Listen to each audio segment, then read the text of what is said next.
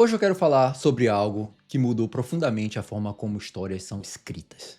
E quase ninguém percebeu ainda. As redes sociais.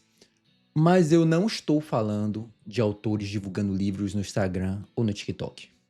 Estou falando de algo muito mais profundo. A forma como consumimos conteúdo hoje está mudando o ritmo das histórias. Você talvez já tenha sentido isso sem perceber. Abra o Instagram, 3 segundos. Se nada acontece, scroll. TikTok, 3 segundos. Se não chamou a atenção, scroll. YouTube, 3 segundos para convencer. 30 segundos para provar que vale a pena. Se não tem promessa clara e depois não acontece nada que segure a atenção, clico fora. Nosso cérebro foi treinado para decidir muito rápido se algo merece atenção. E isso, inevitavelmente, começou a influenciar a narrativa. Não só em vídeos, não só nas redes sociais, até nas histórias que lemos. Mas antes de falar sobre o presente, vamos lembrar como histórias costumavam funcionar. Durante muito tempo, narrativas tinham algo que hoje parece um luxo: tempo. Tempo para apresentar o mundo, tempo para construir a atmosfera, tempo para deixar o leitor entrar na história. Pense em muitos clássicos, O Senhor dos Anéis, por exemplo. A história começa com páginas descrevendo os hobbits, cachimbos, genealogias, a vida tranquila no condado. Hoje, tente começar um livro assim. Boa sorte. O leitor moderno provavelmente largaria o livro antes da 10ª página. Não porque a história seja ruim, mas porque o ritmo cultural mudou. Nós somos treinados para esperar estímulos rápidos. Isso criou algo que eu gosto de chamar de narrativa de dopamina rápida. Hoje, muitas histórias precisam fazer 3 coisas muito cedo. Primeira, prender a atenção imediatamente. Segundo, prometer algo grande. Terceiro, entregar pequenas recompensas narrativas ao longo do caminho. Isso mudou até a técnica de escrita, especialmente o primeiro parágrafo, sobretudo a primeira linha. E eu já fiz vídeo falando sobre isso aqui no canal. Vou deixar um card aqui. Durante muito tempo, um começo podia ser descritivo. Hoje ele muitas vezes precisa funcionar como um gancho narrativo.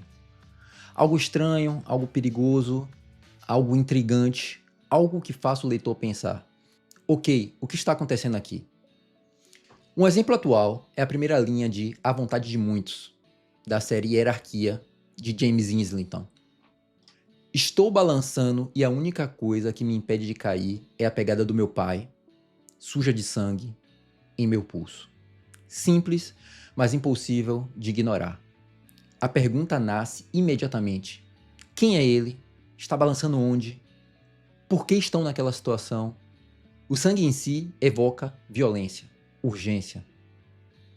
Isso cria curiosidade instantânea. E a curiosidade é a moeda da atenção. Mas existe uma consequência ainda mais interessante nisso tudo. Não é só o começo das histórias que mudou. O tipo de história que funciona hoje também mudou. Hoje, muitas narrativas funcionam quase como uma sequência de micro payoffs. Pequenos mistérios, mini revelações, cliffhangers, quase no final de todos os capítulos. Capítulos que terminam com algo que empurra você para o próximo. Se você já leu thrillers modernos, ou fantasias contemporâneas, ou até mesmo web novels, talvez tenha reparado nisso. Cada capítulo entrega alguma coisa. Uma informação nova, uma tensão, uma virada, algo que mantém o cérebro engajado. Existe também outro efeito interessante dessa mudança. Os livros, de forma geral, estão ficando menores. Durante muito tempo, especialmente na fantasia, era comum ver livros com 600, 700, às vezes 1000 páginas. Hoje em dia isso ainda existe, mas quase sempre quando o autor já é muito estabelecido. O escritor novo dificilmente tem esse luxo. Editoras sabem que livros muito longos aumentam riscos, mas páginas significa mais investimentos, mais tempo do leitor e uma margem muito menor para erros.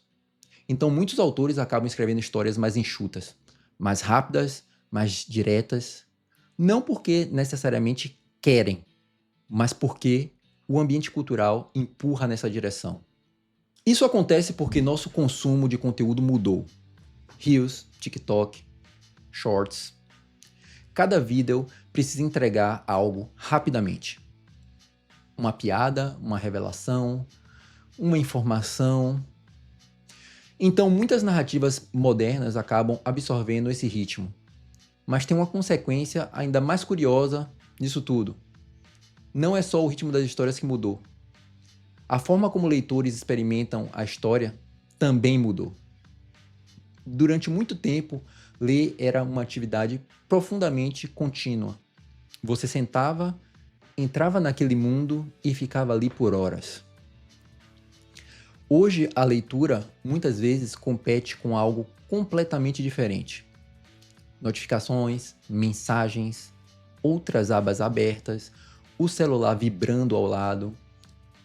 A história precisa disputar atenção com todo o resto. E isso muda completamente a forma como ela precisa funcionar. Mas isso também traz um risco. Quando tudo vira estímulo constante, a história pode perder profundidade. Porque algumas das melhores narrativas da história dependem de algo que a internet não gosta muito. Paciência, construção lenta, atmosfera, personagens respirando, silêncio, subtexto. Coisas que simplesmente não cabem em 15 segundos. E isso cria uma tensão interessante na narrativa moderna. De um lado, o público foi treinado para esperar ritmo acelerado. De outro, as melhores histórias ainda dependem de tempo emocional. Tempo para que os personagens importem. Tempo para que conflitos tenham peso. Curiosamente, essa pressão por atenção rápida também trouxe algo positivo.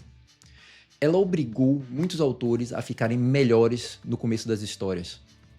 Hoje, os primeiros capítulos costumam ser muito mais eficientes do que há 50 anos, ou até menos que isso. Eles sabem exatamente como criar curiosidade, como gerar tensão, como fazer o leitor virar a próxima página. Então, talvez a questão não seja simplesmente se a narrativa ficou pior. Ela ficou diferente. O verdadeiro desafio para escritores hoje talvez seja ganhar a atenção rápido, mas depois merecer essa atenção com uma boa história. Porque redes sociais mudaram o ritmo, mas não mudaram o que realmente faz uma história funcionar.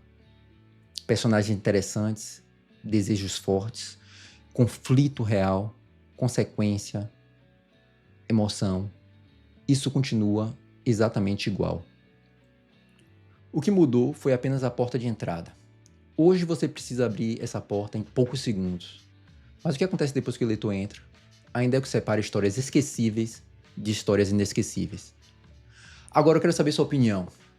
Você sente que histórias hoje estão mais rápidas? Ou acha que algumas narrativas estão rápidas demais? Conta aqui nos comentários. Se você gosta de conversa sobre escrita, narrativa e livros, se inscreve no canal, porque aqui a gente desmonta histórias para entender por que elas funcionam, ou às vezes, por que elas não funcionam. Deixa o like também. Valeu!